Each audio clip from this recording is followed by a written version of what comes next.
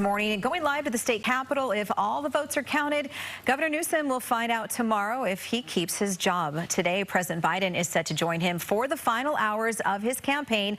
The recall election just one day away. And we're joined now by political analyst and University of San Francisco professor James Taylor. Good morning. Thanks so much for joining us.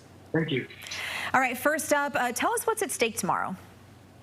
Everything is at stake. I think California's reputation as a leader of the Democratic Party since Nancy Pelosi first became Speaker of the House is at stake. The California Democrats are the most motivated, the most well-heeled, the most highly profiled Democrats and politicians in the country. Northern California dominates the state of California compared to Southern California. So how Gavin Newsom, whose backyard is Northern California, how he turns out has a lot to do with the motivation of voters. And so I think voters have to realize, that polls close by 8 p.m., that they still can vote in person, and voting in person actually helps a lot of people who get paid for, occupying the operations of voting. And then also that, this is a tremendous vote, an election with, again, national implications. The whole world is watching.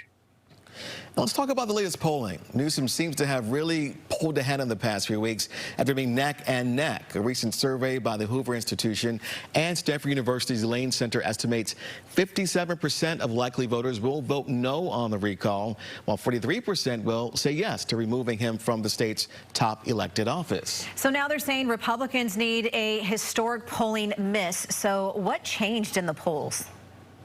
Gavin Newsom ran an outstanding August campaign. I think when Elizabeth Warren spoke into the into the gubernatorial race, that changed everything. It was subtle, but she's very popular in California amongst Democrats, amongst men Democrats. And so Elizabeth Warren was one thing, but then you realize that the Democrats have the ability to bring in the president, Barack Obama, Joe Biden, Kamala Harris, Bernie Sanders. They can bring in any national Democrat, where the Republicans don't have the same ability. Even Kevin McCarthy, who's from Southern California, doesn't have that appeal across the state. So the Republicans can't bring anyone in to the level of these high-profile Democrats, and that's a real handicap for them.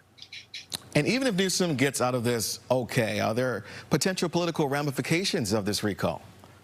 Yeah, I think so. And some of the polling also suggests that one of the main outcomes is that voters are upset, and voters want about 70% real reform in the threshold for being able to initiate a recall. 10 to 12% is the threshold from the previous election turnout. And that's just so low that, and it doesn't have to be with cause. It's not like this is based on, in the Constitution of California, abuse of power, abuse of office, or some sort of moral corruption. It's simply, if you don't like the governor in California at any particular time, if you can get enough signatures and enough anger because of Gavin Newsom's mistake of going out to the restaurant in Napa, it can actually spark a real, sort of grassroots motivation. And the problem here is the national Republicans are not committed to this, and as a consequence, this will have, this will backfire, I think, in California on California Republicans, because people will think that this was the California Republicans, but this really was a bunch of maverick individuals, and Larry Elder is just the most well known. All right, good information. Political analyst and University of San Francisco professor James Taylor, thank you so much for being here.